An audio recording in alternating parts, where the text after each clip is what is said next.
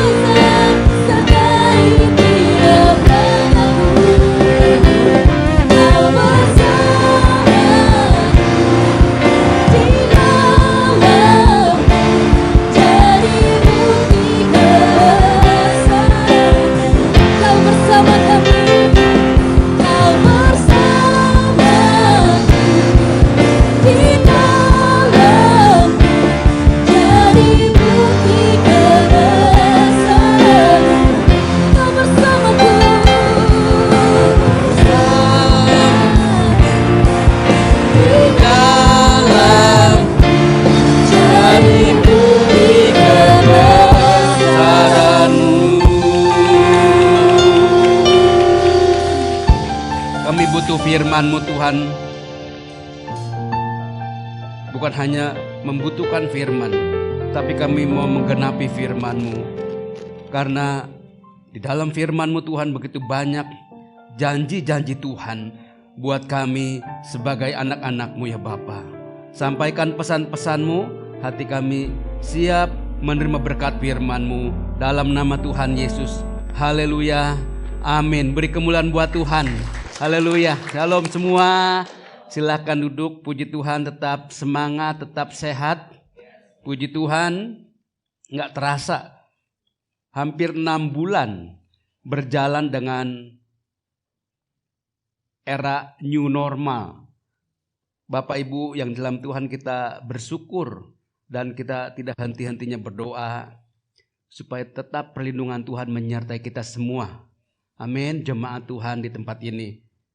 Bapak Ibu jemaat yang kasih Tuhan, kita mau menerima berkat firman karena tidak ada yang lain selain firman yang terus memberkati, menguatkan, bahkan memberikan jalan keluar buat kita semua.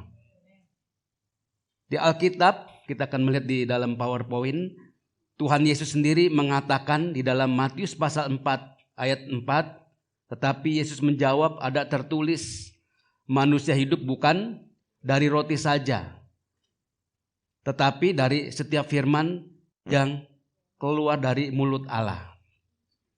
Sudah disiapkan PowerPoint-nya. Jadi Bapak Ibu yang dalam Tuhan, adalah satu kerugian bagi mereka yang hatinya tidak haus dan lapar akan firman Tuhan. Karena firman Tuhan memberikan janji, dan salah satu manfaat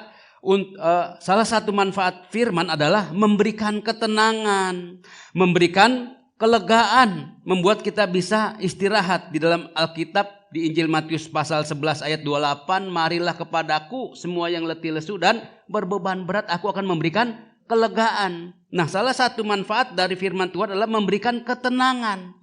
Mungkin hari-hari ini informasi membuat kita tidak tenang, membuat kita ketakutan, bahkan saudaraku membuat kita cemas.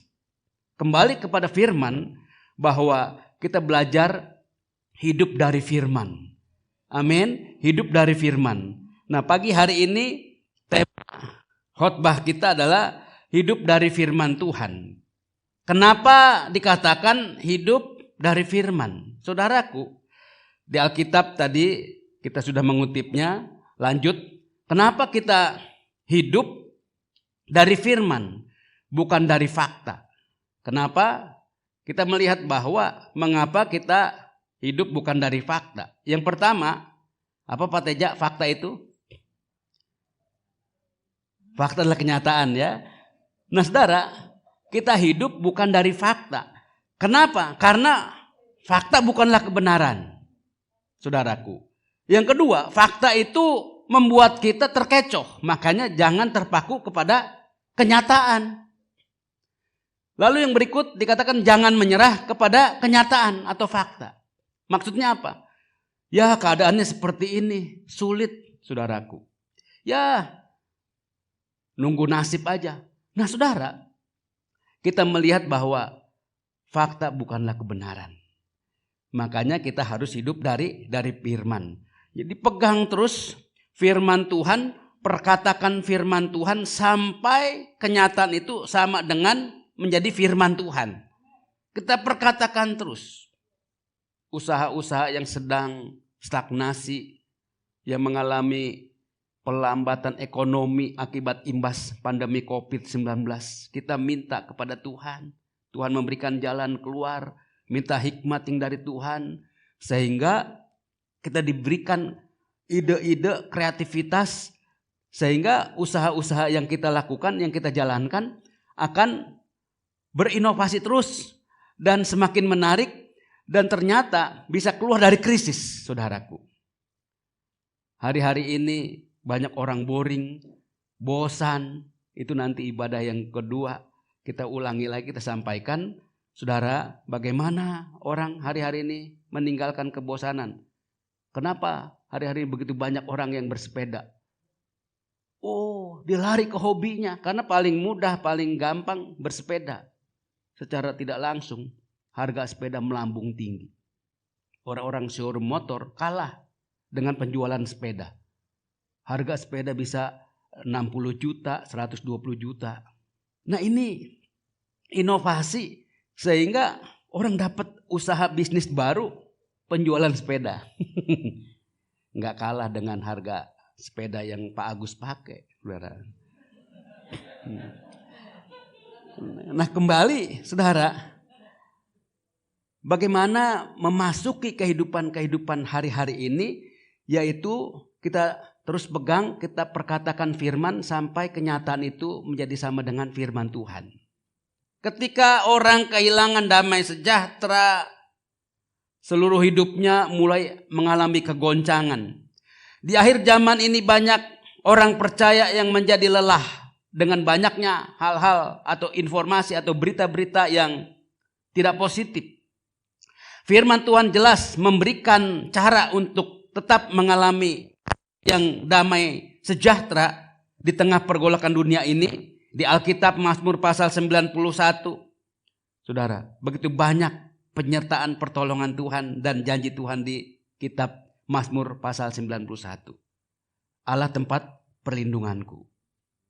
Dikatakan di dalam Mazmur pasal 1 ayat 1 dikatakan berbahagialah orang yang kesukaannya ialah Taurat Tuhan dan yang merenungkan Taurat itu siang dan malam. Makanya kita hidup dari firman. Amin. Saudara, lanjut kita dikatakan kitab Roma pasal 4 ayat 18, sebab sekalipun tidak ada dasar untuk berharap, namun Abraham berharap juga dan percaya. Saudara, ketika Abraham melihat kenyataan, melihat fakta, ya udahlah, nasib. Usia makin lanjut, nggak punya anak, nggak punya keturunan. Tetapi di sini kita melihat bahwa mengapa Abraham mendapat julukan sebagai bapak orang beriman, sebagai bapak orang percaya. Karena di tengah-tengah kenyataan, di tengah-tengah fakta yang tidak memungkinkan, nggak masuk logika, nggak masuk akal, tetapi Alkitab mencatat, sebab sekalipun tidak ada dasar untuk berharap, namun Abraham berharap juga dan percaya. Biar ini juga menjadi keyakinan kita, harapan kita. Mungkin hari-hari ini seolah-olah pelambatan ekonomi, usaha kita mungkin agak berkurang, sepi pengunjung, sepi pembeli. Tetapi kita tetap berharap dan percaya kepada Tuhan. Pada waktunya Tuhan akan terus membuka. Tuhan akan terus memberkati kita. Amin. Ini yang Tuhan mau, kita mau hidup dari firman bukan dari kenyataan. Saudaraku, pegang firman dan perkatakan terus. Mengapa kita harus percaya? Mengapa kita harus hidup dari firman bukan dari fakta? Lanjut, kita akan melihat bahwa biarkan firman itu menguasai pikiran kita. Kita ini adalah makhluk rohani yang berdiam di dalam tubuh ini, yang memiliki jiwa. Di jiwa itu ada perasaan, ada keinginan, ada kehendak. Kalau orang sehat itu ada nafsu makan. Makanya orang sehat itu ada nafsu makan, bukan makan banyak. Pak Gunawan nanti kalau bikin perlombaan, jangan bikin perlombaan makan bakmi. Nggak ada yang menang. Pak Teja pernah makan bakmi 7 porsi. 7 mangkok. Makanya nggak ada yang menang. Nah, ada Pak Zebua. Saya traktir makan bakmi di Pak Zebua. 7 mangkok Pak siapin. 7 mangkok habis. Kemarin kita habis goes. Dia pesen bakmi 2 porsi. Dia dari Pak Sofian. Nah saudara, jadi firman ini harus menguasai pikiran kita. Apa yang menjadi yang timbul dalam pikiran kita? Waduh, gak mungkin deh keadaannya seperti ini, serba sulit. Ternyata di Indonesia ini, saudara, mata rantai ekonomi itu gak putus. Dari kuliner, dari bisnis-bisnis yang lain. Contoh tadi bisnis sepeda, itu gak putus mata rantainya. Ini yang membuat ekonomi di Indonesia gak mengalami resesi ekonomi. Karena apa? Karena mata rantai ekonominya terus berjalan, terus hidup. Halo, Maksudnya apa? Di jemaat kita ini banyak orang-orang yang usaha, kuliner, dagang. Nah, setiap jemaat saling membeli, ya, saling berlangganan, maka mata rantai ekonomi di jemaat kita nggak akan putus. Ada kuliner kopi, kuliner bakmi, kuliner soto, kuliner kue, kue lapis, bapau, dan lain-lain, saudara. Nggak putus. Kita tetap membeli ke jemaat. Ada telur, ada buah, tinggal melalui WA aja, saudara. Nah, ini mengajarkan kepada kita untuk saling. Ketika saling ini berjalan, semuanya diberkati Tuhan. Mata rantai ekonominya terus berjalan. Amin, saudara. Nah, pikiran kita ini kita harus fokuskan kepada firman. Jangan masalah itu yang menjadi beban atau fokus kita. Kita lebih fokus kepada kuasa firman, karena firman itu lebih besar daripada setiap masalah yang kita hadapi. Itu tergantung dari pikiran kita. Bagaimana kita memanage, mengelola pikiran ini. Yang kedua, perasaan. Oh, perasaannya begini, ya perasaannya begitu. Saudara, jangan mau kita dikuasai dengan perasaan. Perasaan itu bukan kebenaran, saudara. Makanya harus firman itu menguasai pikiran, menguasai perasaan kita, juga menguasai emosi kita. Kalau firman menguasai semua ini, kita menjadi orang yang memiliki emosi yang stabil. Nggak mudah marah, nggak mudah tersinggung, nggak mudah keluar dari grup. Gitu ya. Kenapa? Karena kita dikuasai oleh firman. Kita bisa menjaga, saudara, menjaga perasaan, menjaga pikiran, menjaga emosi kita. Berjalan, mengambil tindakan, kita butuh firman sehingga tidak salah tindakan, tidak salah berjalan. Bukan berjalan berdasarkan apa yang kita rasakan. Kan kita ini makhluk rohani, bukan makhluk perasaan. Amin. Ya. Sehingga ini yang membuat kita semakin terus bertumbuh di dalam firman. Lanjut. Di dalam Alkitab, pertama kali kata firman itu keluar di dalam kitab Kejadian pasal 1 ayat 3. Berfirmanlah Allah, jadilah terang. Lalu terang itu jadi. Bahasa Inggrisnya then God say, let there be light. And there was light. Katanya. Allah berfirman, jadilah terang. Terang itu jadi, saudara. Nah, kenapa? Nah, inilah yang dikatakan kita butuh firman. Kita harus hidup dari firman. Karena firman ini berkuasa. Kata firman pertama kali ada dalam kitab Kejadian pasal 1 ayat 3.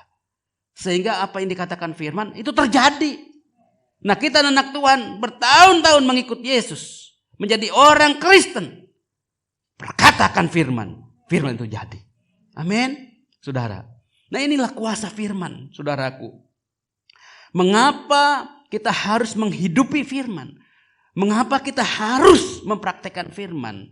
Beberapa waktu yang lalu kami pernah sampaikan bahwa di Alkitab memang firman itu, setiap firman yang diilhamkan oleh Allah memang bermanfaat untuk mengajar. Kata mengajar dalam bahasa aslinya doktrin, yaitu mendoktrin kita untuk memegang firman itu.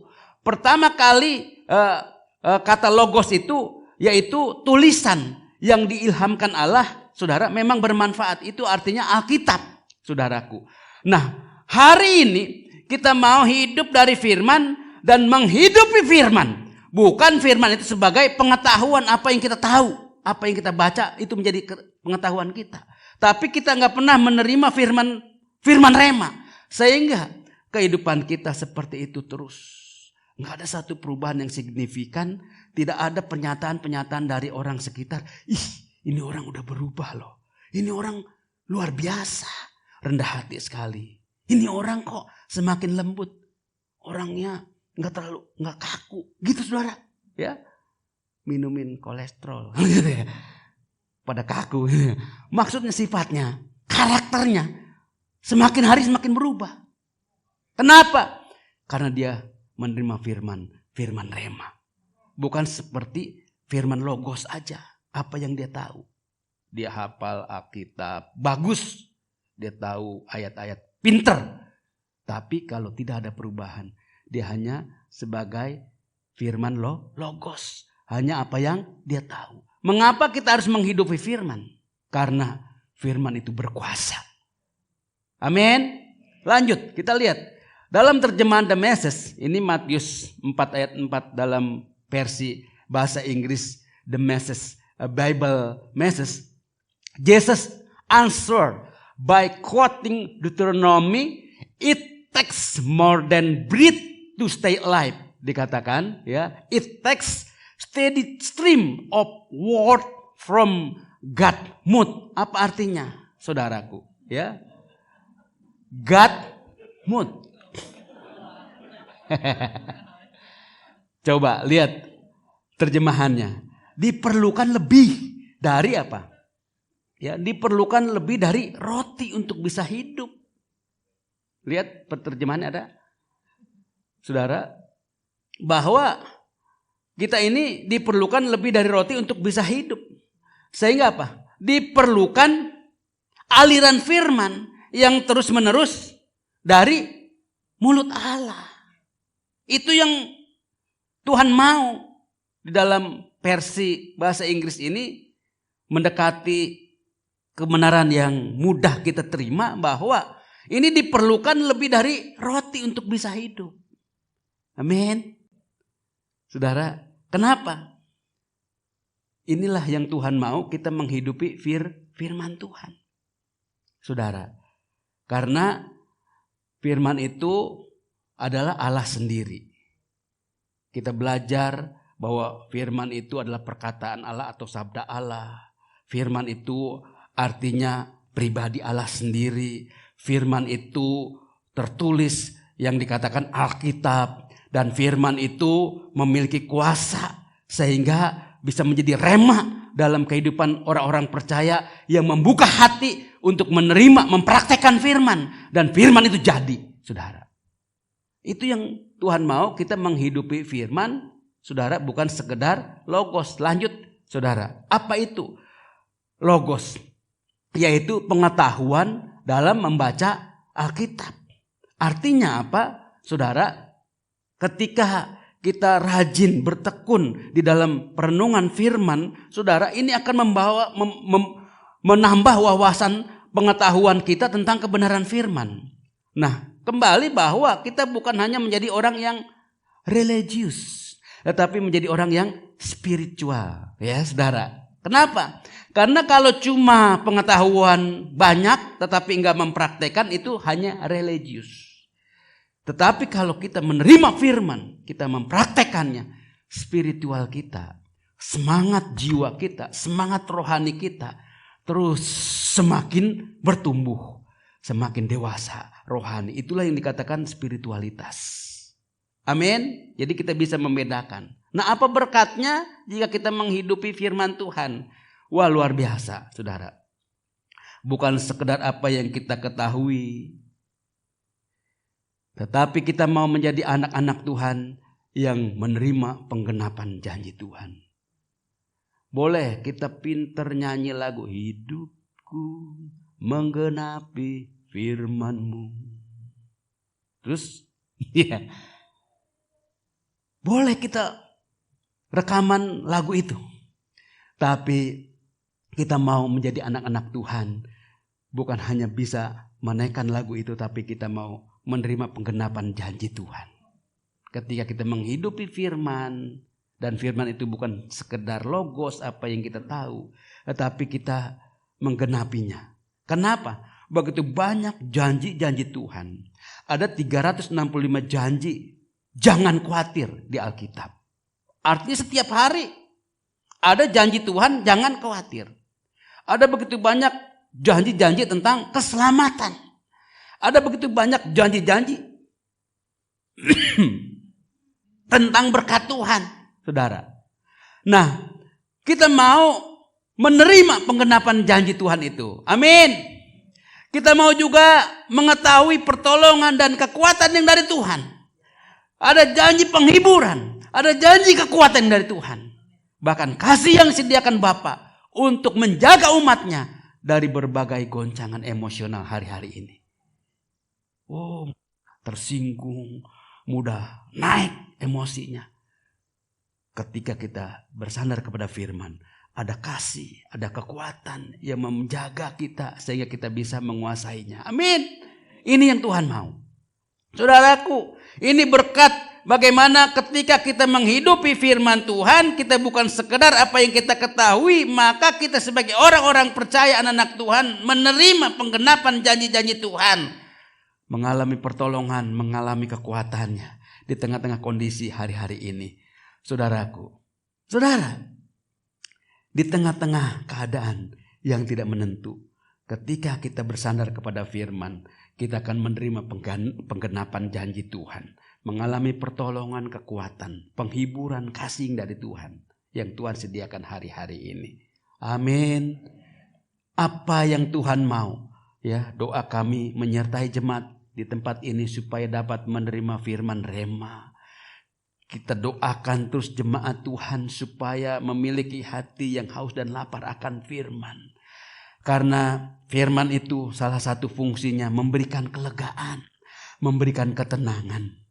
Saudara, mungkin juga banyak orang yang sulit tidur. Karena apa? Badannya sudah rebah, matanya sudah dipejamkan, pikiran menerawang kemana-mana. Saudara, di kiri kanannya udah ngorok, dia belum. Saudara, begitu dia ngorok, udah jam 5 pagi. Yang lain udah pada bangun. Ternyata firman Tuhan itu memberikan kelegaan. Marilah kepadaku semua yang letih lesu dan berbeban berat, aku akan memberikan kelegaan. Pikiran kita lega. Belum nempel, udah ngorok. Nah, itu ajaib. Kita lagi dengar khotbah begini, kiri kanannya amin, yes. Dia setengah jam loh. Fokus firman. Apa berkat yang lainnya? Kita lihat, saudara, ya, menerima firman rema. Ini suatu dimensi bagaimana Roh Kudus bekerja melalui firman yang diungkapkan, yaitu firman itu dikatakan oleh Tuhan dan pada waktunya untuk kita ketahui, saudara. Pada saat itu kita dapat, saya diberkati ini. Sementara yang kiri kanan diam aja tuh, biasa aja, nggak ngalamin apa-apa. Itu namanya firman rema. Ketika firman disampaikan, saudara tersentuh hati saudara. Yes. Wah, terima kasih Tuhan, saya diberkati ini. Itu namanya firman rema. Yaitu pada saatnya, pada waktunya untuk diketahui. Ini menyingkapkan. Ini namanya dimensi roh.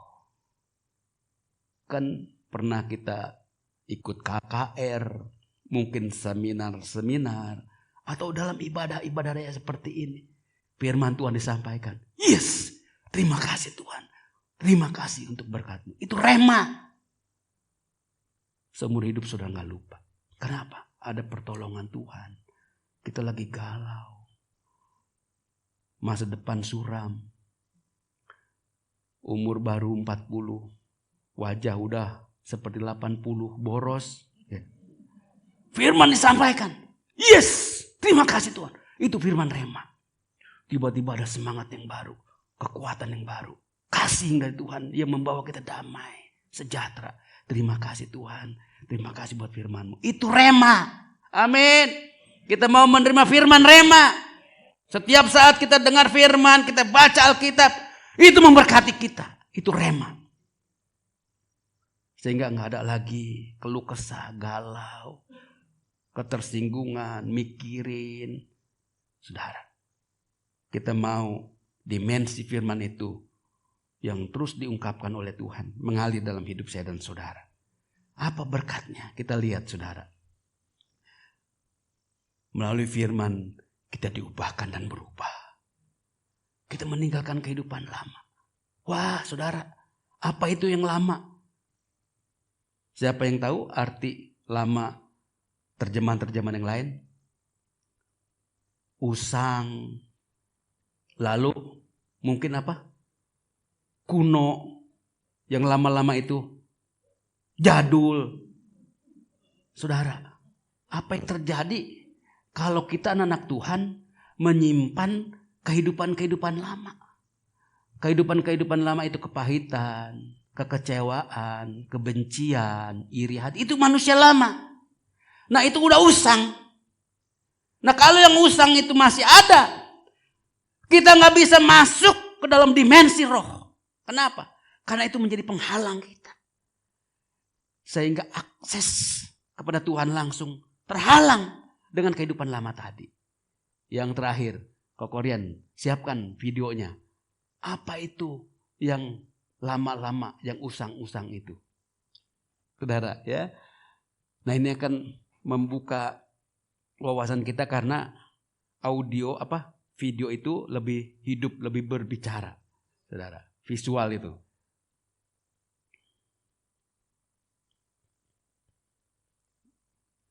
Baik.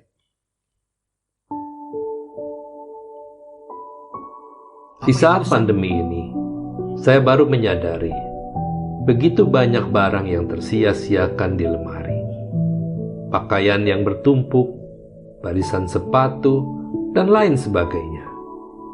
Saya juga baru menyadari selama ini baju atau sepatu yang dipakai selalu itu-itu saja. Alasannya sudah nyaman dipakainya. Apakah saudara juga mengalami hal serupa seperti ini? Lalu buat apa kita membeli yang baru kalau hanya untuk ditumpuk, dipajang, yang akhirnya menjadi usang?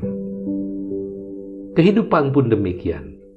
Seringkali kita suka dengan tabiat yang lama, walaupun Tuhan sudah memberi roh yang baru. Kita suka menyimpan sampah kehidupan tentang kebencian, kemarahan, sakit hati, dendam, dan lain sebagainya. Kita lupa Tuhan telah memberikan yang baru kepada kita, yaitu pengampunan dan kekuatan untuk melupakan. Filipi 3 ayat 13 berkata, "Aku melupakan apa yang telah di belakangku dan mengarahkan diri kepada apa yang di hadapanku."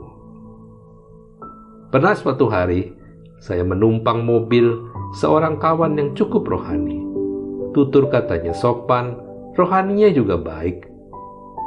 Sampai di suatu perempatan jalan, ada motor yang memotong laju mobilnya.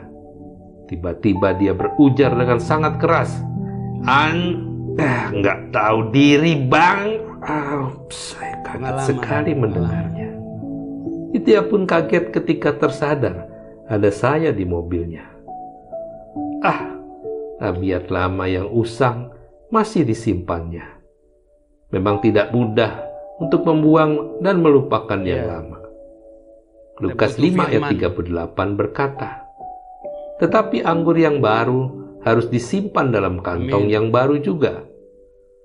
Kita selalu bergumul dengan sifat-sifat lama kita.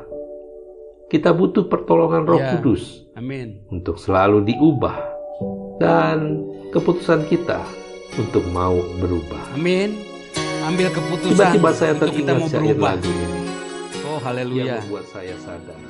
Buka hati Apa kita yang harus seperti saya bejana lakukan? ini yang siap dibentuk. Bagaikan bejana siap dibentuk. Amin. Demikian Biar ini keluar dari pengakuan kita. Hanya kuasa firman melalui Roh Kudus yang mampu mengubahkan kehidupan kita dan kita berubah, meninggalkan manusia lama kita, memasuki kehidupan yang baru. Tuhan Yesus memberkati kita semua. Terimalah firman Rema yang memberkati kita. Puji Tuhan, Bapak Ibu yang dalam Tuhan, sudah disiapkan di tangan Bapak Ibu ada anggur perjamuan. Kita akan masuk dalam perjamuan kudus, saudara. Dipersiapkan, dibuka.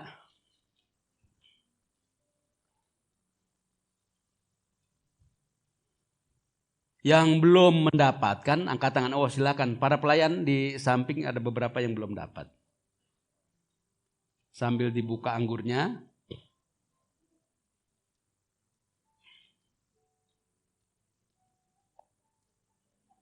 Haleluya. Di samping semua apa beberapa yang belum dapat. Pak Zebua ini Pak Hendrik.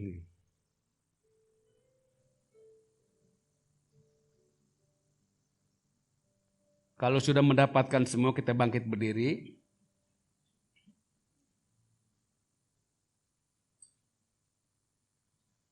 Angkat. Ya, maskernya dibuka. Ya. Baik, maskernya dibuka ya. Pak Agus langsung buka Pak.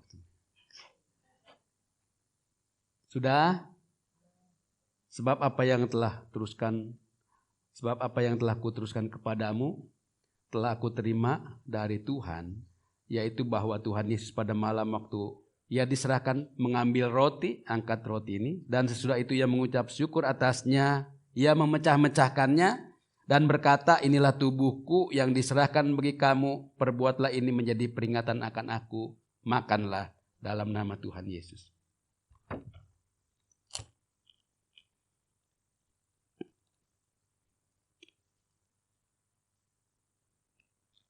Sudah, kita angkat anggur ini.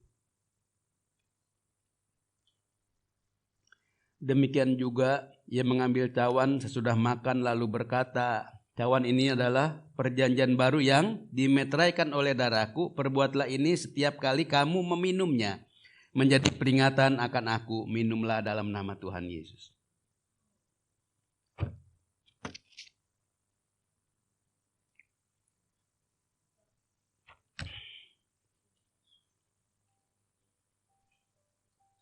Sebab setiap kali kamu makan roti ini dan minum cawan ini, kamu memberitakan kematian Tuhan sampai Ia datang.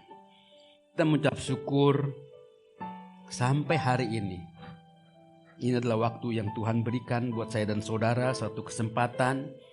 Kita tetap bersyukur bahwa di Alkitab ini ditulis, dikatakan, perbuatlah ini menjadi peringatan akan aku. Karena Tuhan Yesus telah berkorban untuk saya dan saudara. Dia menyerahkan nyawanya, bahkan di kayu salib Dia berkata, sudah selesai. Dosa-dosa kehidupan yang lama, pergumulan yang kita alami, Tuhan sudah selesaikan di kayu salib. Bahkan Alkitab mengatakan oleh bilur darah Yesus kita menjadi sembuh. Kata sembuh berbicara pulih. Kita dipulihkan. Rumah tangga, ekonomi, pekerjaan yang kita lakukan, Tuhan sanggup memulihkan. Kita terima itu. Terima kasih Bapa. Di dalam nama Tuhan Yesus kami bersyukur buat kesempatan yang Tuhan izinkan kami boleh mengikuti perjamuan kudus tubuh dan darah Yesus bersatu dengan hidup kami. Terima kasih Tuhan Yesus, kuasa Tuhan juga ada dalam kehidupan saya dan saudara. Kami bersyukur di dalam nama Tuhan Yesus. Haleluya. Amin. Puji Tuhan, Tuhan memberkati. Silakan duduk. Kita bersyukur kita masih bisa terus mengikuti ibadah. Doa kami menyertai buat Bapak Ibu semua. Kita mau menjadi anak-anak Tuhan yang selalu haus dan lapar akan firman. Bahwa di Alkitab Matius 11 ayat 28 tadi, bahwa firman itu memberikan kelegaan. Mari kita berdoa mengucap syukur. Terima kasih buat waktu yang Tuhan berikan. Kami mau menerima, memanfaatkan untuk datang bersekutu, beribadah, memuji, menyembah Tuhan pagi hari ini.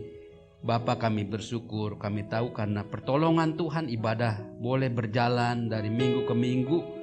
Tuhan Yesus, kami terus berdoa buat setiap jemaat Tuhan. Tutup bungkus darah Yesus. Tuhan memberkati, Tuhan melindungi.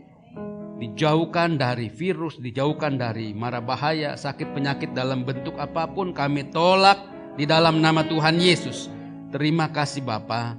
Turun berkat-Mu buat setiap kami yang hadir pagi hari ini. Tangan-tangan yang telah menyalurkan berkat, persembahan, kolekte, bahkan anak-anak-Mu yang mengembalikan perpuluhan. Tuhan berjanji membuka tingkap langit, mencurahkan berkat ke atas usaha, pekerjaan, perlindungan, bahkan semua atas harta benda milik anak-anak-Mu Bapa. Di dalam nama Tuhan Yesus kami bersyukur buat kebaikan-Mu, buat firman Tuhan. Kami mau menerima firman rema dalam setiap kehidupan kami. Dan itu boleh terjadi dalam hidup kami. Penggenapan janji-janji Tuhan, pertolongan, kekuatan, kasih, penghiburan yang dari Tuhan terus memberkati kami semua. Di dalam nama Tuhan Yesus. Arahkan hati kita, terimalah berkat yang dari Tuhan. Tuhan memberkati engkau dan melindungi engkau. Tuhan menyinari engkau dengan wajahnya dan memberi engkau kasih karunia. Tuhan menghadapkan wajahnya kepadamu dan memberi engkau damai sejahtera. Engkau tetap naik bukannya turun, menjadi kepala bukannya ekor. Apa yang engkau kerjakan Tuhan buat berhasil dan beruntung. Tuhan menjaga keluar masukmu. Dalam nama Tuhan Yesus, haleluya. Amin. Tuhan memberkati. Shalom semua.